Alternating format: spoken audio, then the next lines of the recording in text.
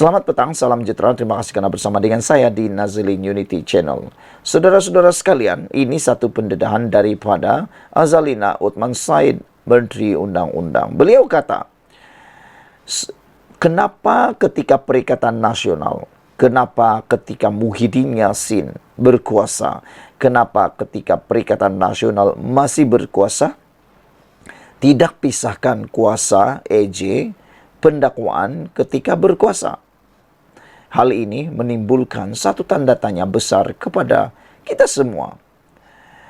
Menteri Jabatan Perdana Menteri Undang dan Reformasi Institusi Azalina Othman Said menyerang Perikatan Nasional kerana tidak memisahkan kuasa antara peguam negara dan pendakwa raya ketika gabungan itu mentadbir kerajaan. Ia selepas Ketua Pembangkang Hamzah Zainuddin bersatu larut mendakwa, kerajaan hari ini mengamalkan pendakwaan terpilih yang menyasarkan pembangkang, termasuk ketika Jabatan Peguam Negara membuat pendakwaan jenayah terhadap Muhyiddin Yassin. Azalina berkata, kuasa untuk mendakwa dan menarik balik pendakwaan terhadap tertuduh di mahkamah adalah di bawah kuasa penuh Peguam Negara dan ia termaktub dalam Perlembagaan Persekutuan. Justru Azalina berkata, tidak adil untuk membangkitkan isu pendakwaan terpilih apabila pimpinan PN diheret ke mahkamah, tapi pada masa sama bersorak apabila seteru politik mereka yang didakwa. Ini sebabnya kerajaan Madani hari ini komited untuk pisahkan kuasa peguam negara dengan pendakwaan. Seiring dengan itu, menjadi pertanyaan netizen juga ialah, tidak adil apabila isu pembebasan juga dipersoalkan. Ketika Muhyiddin Yassin dilepaskan daripada tuduhan jenayah, mereka bersorak, Perikatan Nasional bersorak gembira.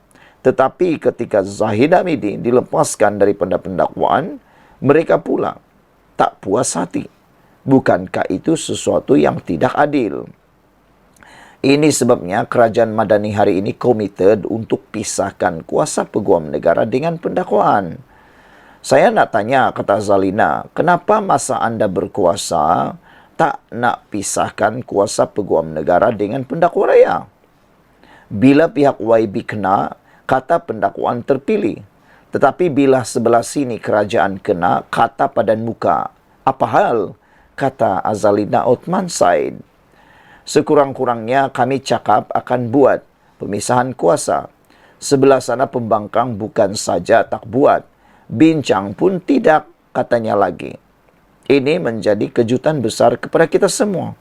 Rupa-rupanya Azalina mendedahkan rahsia Perikatan Nasional ketika menjadi kerajaan, yang mana mereka di bahagian pada waktu itu bukan saja tidak buat pemisahan EJ dan pendakwa raya, mereka juga langsung tak bincang. Tak bincang pun tak, kata Azalina Othman Said.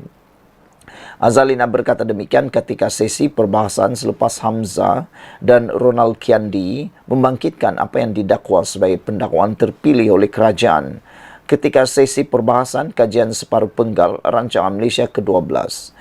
Hamzah mendakwa kerajaan menindas Muhyiddin dengan mengheretnya ke mahkamah dan membangkitkan mahkamah kemudian melepas dan membebaskan pengerusi PN itu daripada 4 pertuduhan rasuah. Bagaimanapun Muhyiddin masih berdepan 3 pertuduhan di bawah Akta Pencegahan Pengubahan Wang Haram, Pencegahan Pembiayaan Keganasan dan Hasil daripada Aktiviti Haram 2001 AMLA TFPUAA. Sekian dulu untuk kali ini. Jangan lupa tinggalkan komen anda. Sila tekan butang subscribe. Kita jumpa lagi. Bye-bye. Selamat petang. Salam sejahtera. Terima kasih kerana bersama dengan saya di Nazilin Unity Channel. Ramai orang bercakap tentang harga beras pada hari ini. Ramai juga yang tertipu. Ramai juga yang mungkin menipu. Ramai juga yang menyebar berita-berita palsu yang tak benar. Ini telah menimbulkan pelbagai kegusaran dalam kalangan masyarakat. Namun demikian, ini penerangan daripada menteri yang berkaitan iaitu Mat Sabu. Beliau kata harga beras tempatan tidak naik. Yang YB makan tu beras import. mahal, kata Ismail Sabri, kata Mat Sabu. Menteri Pertanian dan Keterjaminan Makanan Muhammad Sabu berang dengan dakwaan Rasul Wahid PN Hulu Selangor. Kononnya berlaku peningkatan secara mendadak harga beras tempatan. Menjawab dakwaan itu, Muhammad Sabu mengkritik Rasul yang bangkit mencelah dan membuat tuduhan tanpa mendengar penjelasan yang dibuatnya sejak dari awal sesi penggulungan. Harga beras tempatan ini kekal, tak masuk masa kami bercakap pasal beras. Masuk mencelah tak kena, kata Mat Sabu lagi. RM26 harga beras tempatan tak naik. Yang naik itu harga beras import. Beli yang import tu kenapa? Itu yang YB makan beras import. Cakap beras mahal, kata Mat Sabu lagi. Sebab itu kita cakap tentang intervensi, fama dan perladangan ini tak dengar. Datang mencelah begini. Lepas tu balik cerita kat orang kampung, katanya di Dewan Rakyat hari ini. Muhammad Sabu berkata demikian ketika sesi penggulungan kajian separuh penggal rancangan Malaysia ke-12 di Dewan Rakyat hari ini. Terdahulu Rasul Wahid yang baru berada di Dewan ketika Muhammad berucap membangkitkan isu kenaikan harga beras tempatan yang dibangkitkan oleh pengguna di luar sana. Muhammad bagaimanapun menafikan kenaikan harga barangan asas itu dan mengkritik Rasul kerana gagal mendengar penjelasannya dari awal. Menjawab kritikan Muhammad, Rasul mengingatkan Presiden amanah itu supaya tidak marah dengan apa yang dibangkitkannya. Janganlah marah, saya tanya saja, kata Rasul. Sementara itu, Muhammad ketika menggulung perbahasannya juga memaklumkan bahawa Malaysia mempunyai stok bakalan beras sebanyak 900,000 tan, iaitu 250,000 tan stok penimbal dan 650,000 tan bagi stok dagangan. Katanya, bekalan itu mencukupi bagi menampung keperluan beras negara bagi tempoh 4 hingga 5 bulan. Susulan itu, menteri tersebut berkata masih belum ada keperluan mendesak yang bersifat kecemasan untuk menggunakan stok penimbal beras. Dia berkata, stok dagangan sedia ada sebanyak 650,000 tan, itu masih mencukupi bagi menampung keperluan domestik. Saudara-saudara sekalian, oleh sebab itu, saya nak katakan kepada anda semua, jangan percaya dengan dakwaan ataupun penyebaran maklumat-maklumat palsu. Nak tahu maklumat yang benar, dengar daripada menteri, dengar daripada kerajaan, dengar daripada orang yang mempunyai kuasa. Anda tahu politik itu macam-macam. Ada saja isu akan digunakan sebaik-baiknya, termasuk harga beras. Walaupun tiada kenaikan harga beras, apabila ianya menjadi isu, itu akan digunakan sepenuh-penuhnya oleh mereka di luar sana untuk meraih sokongan. Tak pedulilah mereka bohong, tipu atau sebagainya, yang penting itu boleh digunakan. Oleh sebab itu, dengarkan baik-baik, sebarkan kepada rakan-rakan anda bahawa harga beras tempatan tak naik. Yang YB makan itu beras import. Itulah yang menyebabkan mahal, kata Mat Sabu. Sekian dulu untuk kali ini. Jangan lupa tinggalkan komen anda, tekan butang subscribe. Kita jumpa lagi. Bye-bye. Selamat petang, salam sejahtera. Terima kasih kerana bersama dengan saya di Nazilin Unity Channel. Saudara-saudara sekalian, ini satu lagi pendedahan yang paling menarik untuk kita semua.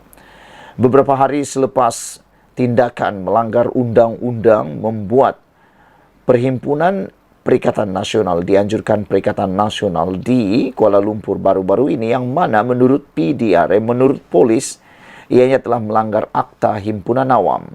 Selain daripada itu, menurut polis sebelum ini, bahawa tiada dibenarkan. Oleh sebab itu, ini laporan ataupun pendedahan, penjelasan yang perlu anda dengar semua. Berikutan jelas melanggar undang-undang. 25 peserta himpunan jalanan anti Zahid Hamidi wajar dikenakan tindakan. Yang menjadi persoalan kita itu ialah siapa 25 peserta himpunan jalanan anti Zahid Hamidi yang patut dikenakan tindakan tersebut itu. Adakah antaranya ialah ahli parlimen? Adakah antaranya ialah juga pemimpin ahli Dewan Undangan Negeri atau pemimpin daripada parti sesuatu parti?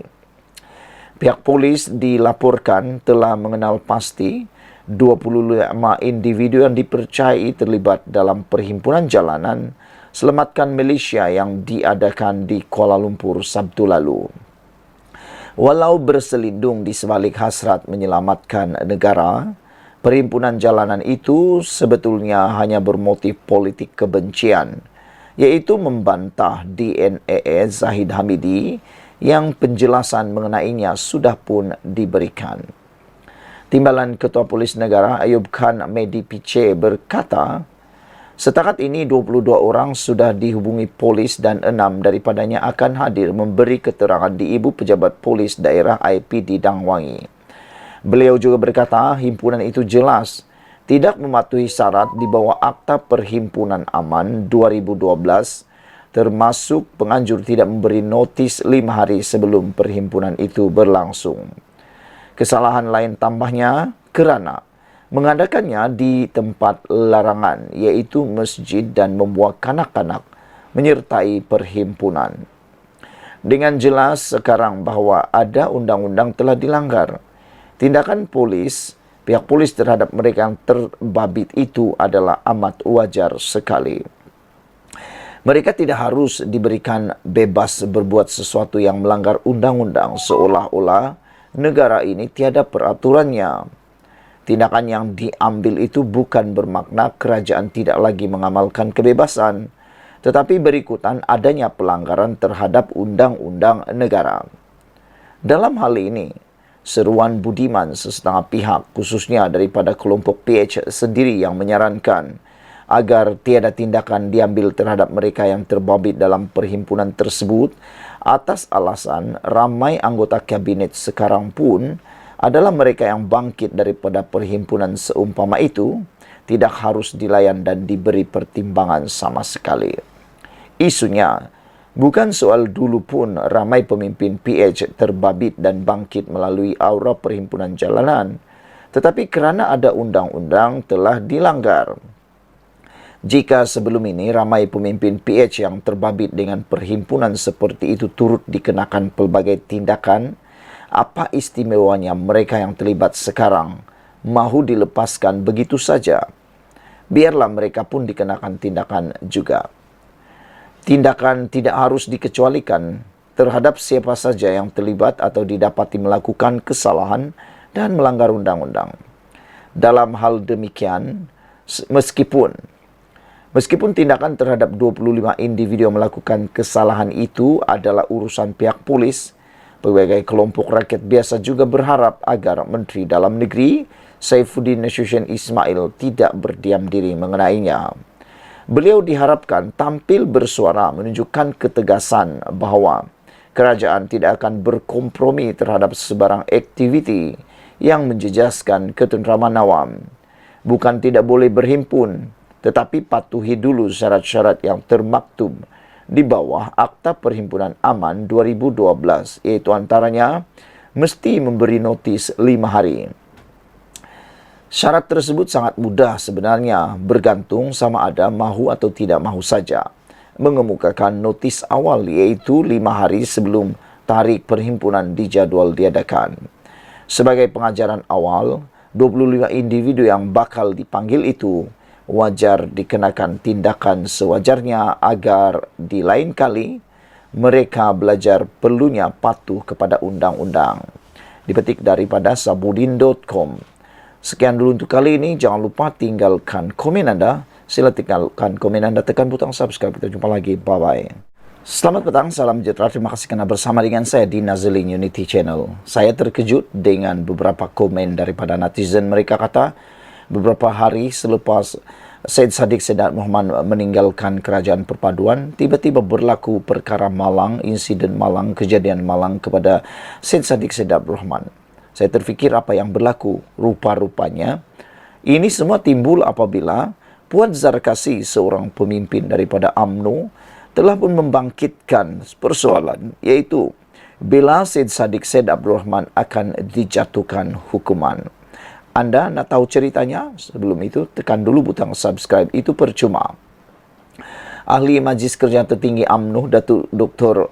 Puad Zarkasi menyoal bila Ahli Parlimen Muar Syed Saddiq Syed Abdul Rahman akan dijatuhkan hukuman. Syed Saddiq sudah pun selesai bela diri pada bulan Mac 2023. Bila lagi hukuman akan dijatuhkan, kata beliau.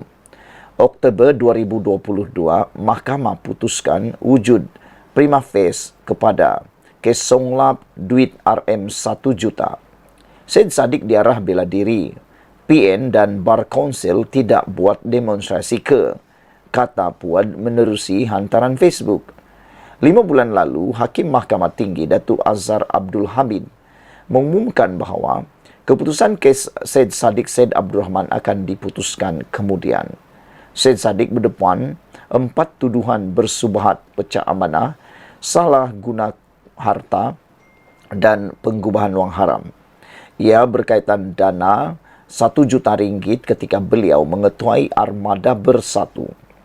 Kritikan ini dibuat ekoran daripada tindakan Syed Saddiq Syed Abdul Rahman yang tidak lagi menyokong kerajaan perpaduan pimpinan Datuk Seri Anwar Ibrahim setelah Jabatan Peguam Negara memutuskan untuk menggugurkan 47 pertuduhan ke atas timbalan Perdana Menteri Datuk Seri Ahmad Zahid Hamidi berhubung Yayasan Akal Budi.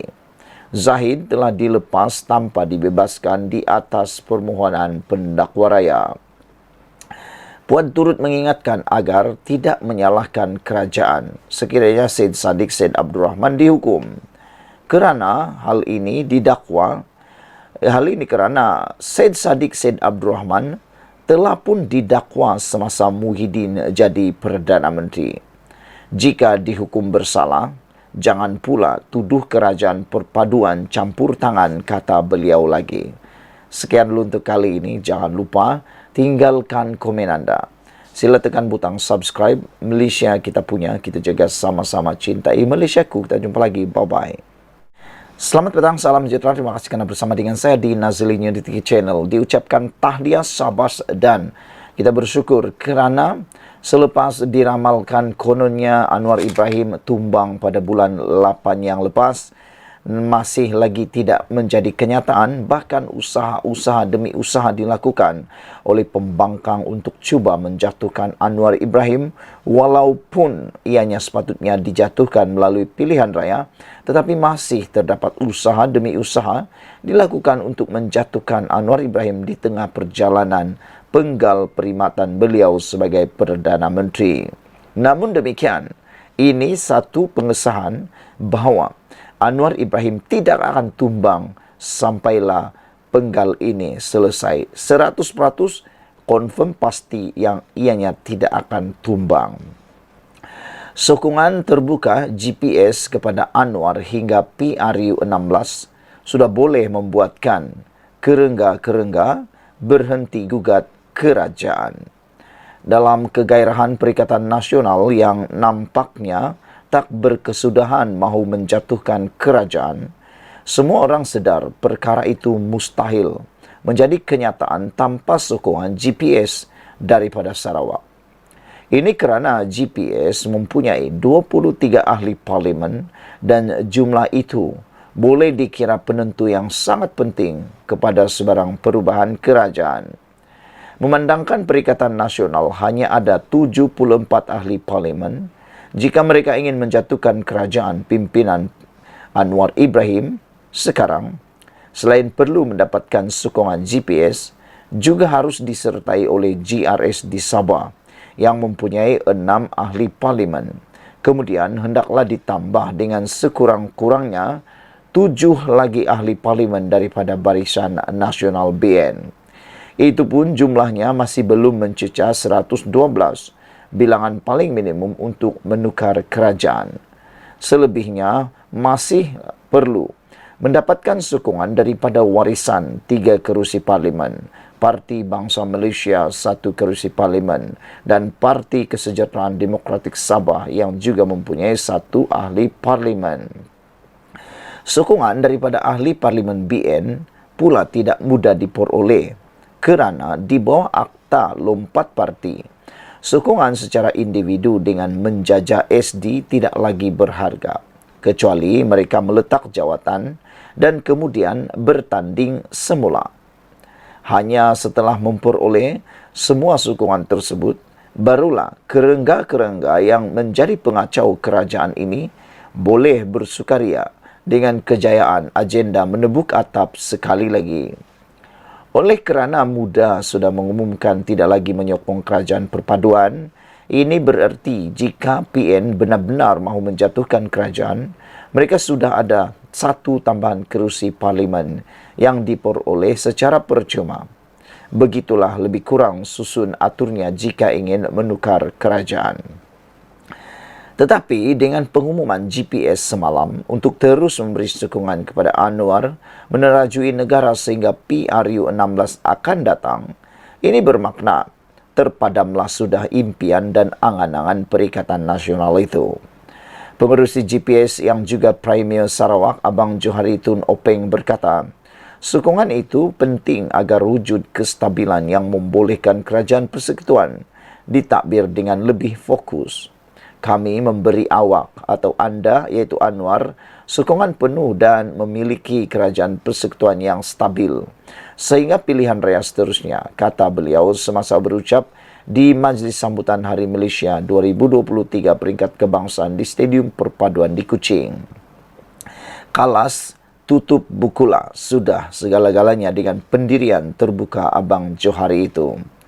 Hadi Awang yang berkali-kali berkata kerajaan akan bertukar, kali terakhir kononnya bulan Ogos lalu, tentu saja paling kecewa dengan pendirian terbaru GPS ini.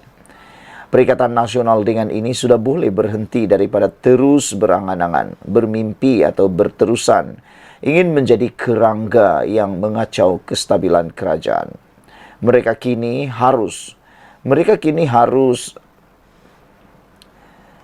menerima hakikat bahawa Anwar akan kekal sebagai Perdana Menteri sehingga PRU16 pada tahun 2027 akan datang. Kepada Perikatan Nasional, tiada pilihan lain ada di depan mata mereka sekarang ini selain harus memberi khidmat yang terbaik di kawasan parlimen masing-masing sehingga tiba pilihan raya seterusnya. Dalam hal ini, kebetulan baru-baru ini ada ahli parlimen PN sudah mula mengeluh di dalam parlimen sebab kekeringan wang untuk berkhidmat kepada rakyat, sehingga katanya terpaksa mengguna wang sendiri untuk bersedekah. Inilah masanya untuk Perikatan Nasional datang kepada Anwar bagi memuktamadkan perjanjian keyakinan dan pembekalan atau CSA agar semua wakil rakyatnya boleh berkhidmat dengan lebih baik kepada rakyat di kawasan masing-masing. Tetapi CSA itu hanyalah berkaitan peruntukan pembangunan saja. Dengan imbalannya, mereka harus menyokong, memberi sokongan kepada semua rang undang-undang yang dibentangkan kerajaan di parlimen. Inilah yang dilakukan oleh Anwar selaku Ketua Pembangkang ketika era pentadbiran Ismail Sabri Yaakob sebelum ini. Kepada ahli parlimen PN yang bersungut ketiadaan wang itu adalah diperingatkan bahawa duit untuk sedekah kepada pengundi kenalah guna duit sendiri, namanya pun sedekah. Takkan kerajaan juga kena bagi. Duit untuk sedekah tidak termasuk dalam peruntukan CSA. Duit gaji sebagai ahli parlimen yang banyak itulah yang patut diguna untuk sedekah dan apa-apa belanja yang berkaitan. Sekian dulu untuk kali ini. Jangan lupa tinggalkan komen anda. Sila tekan butang subscribe. Malaysia kita punya, kita jaga sama-sama, cintai Malaysiaku. Bye-bye. Selamat petang, salam sejahtera. Terima kasih kerana bersama dengan saya di Nazilin Unity Channel. Kali ini giliran Tun Mahathir disekolahkan pula. Mahathir mungkin dah lupa, tetapi diingat pula oleh netizen tentang perkara lain lampau yang pernah dilakukan oleh Mahathir, pernah diluahkan oleh Mahathir dan pernah diperkatakan oleh Mahathir. Kali ini giliran netizen mengorek kembali apa kata-kata Mahathir dan apa pula yang sedang berlaku sekarang. Sebelum kita teruskan ulasan kali ini, jangan lupa tinggalkan komen anda, tekan butang subscribe, itu percuma. Saudara-saudara sekalian, ramai netizen yang mengatakan bahawa Tindakan Tun Mahathir terkini bersama dengan pemimpin daripada PAS adalah seperti mereka lupa tentang apa yang pernah berlaku. Dan mereka kata, adakah ini politik, real politik yang mana musuh boleh menjadi kawan, kawan pula boleh menjadi musuh. Ini apabila penasihat tak rasmi Negeri Perikatan Nasional, apabila Mahathir menjadi penasihat tak rasmi Negeri Perikatan Nasional, menurut Lim Kit Siang itu adalah seperti menjilat ludah sendiri. Lim Kit Siang berpandangan peranan Dr. Mahathir Mohamad kini sebagai penasihat tidak rasmi untuk 4 negeri yang ditakbir Perikatan Nasional tidak selari dengan kritikannya terhadap Presiden PAS Abdul Hadi Awang sebelum ini. Tokoh veteran DAP itu membangkitkan buku Mahathir bertajuk Capturing Hope, The Struggle Continues for a New Malaysia yang diterbitkan selepas keruntuhan pentadbiran Pakatan Harapan PH pimpinannya yang mengandungi sejumlah kritikan terhadap pandangan Hadi. Antaranya, Lim Kit Siang berkata dia diingatkan kembali berkenan pandangan Mahathir berkenan apa yang disebut sebagai amanat Hadi pada tahun 1981 yang mengkafirkan UMNO sebagai bertanggungjawab memecah belahkan orang Melayu Islam di Malaysia. Sekarang Mahathir menjilat ludahnya sendiri, eating his own words, kata beliau. Dengan menjadi penasihat tidak rasmi kepada 4 negeri PAS, walaupun PAS di bawah Hadi sedang melakukan apa yang dia buat sebelum ini, iaitu mengecam DAP sebagai anti-Melayu, anti-Islam, anti-Raja, komunis dan menyebarkan Islamofobia tanpa sebarang bukti, katanya dalam satu kenyataan. Lim Kit Siang juga memetik petikan dalam buku Mahathir yang menyentuh amanat Hadi yang menurutnya sekian lama menjadi panduan ahli dan penyokong PAS. Dalam buku itu, Mahathir mendakwa berlaku pemulauan dalam keluarga berdasarkan sokongan politik dan ada ahli PAS yang benar-benar menganggap ahli UMNO sebagai kafir. Jika sebelum ini tiada perpecahan agama dalam kalangan Melayu Islam, kini ia ada. Dan jurang itu dalam, bukan berpunca daripada ajaran Islam, tetapi politik, kata Mahathir yang memimpin UMNO pada dekad 80-an dan 90-an, di mana PAS merupakan seteru politik utama parti UMNO ketika itu. Pada Khamis lalu, Menteri Besar Terengganu Ahmad Samsuri Mokhtar mengumumkan Kedah, Kelantan, Terengganu dan Perlis dalam proses membentuk kumpulan 4 negeri dengan Mahathir dilantik sebagai penasihat secara tidak rasmi. Sekian dulu untuk kali ini. Jangan lupa tinggalkan komen anda, tekan butang subscribe. Apa komen anda tentang isu dan tajuk kali ini? Jadi penasihat tak rasmi Negeri Perikatan Nasional, Dr. Mahathir jilat ludah sendiri, kata Kit Siang. Bye-bye.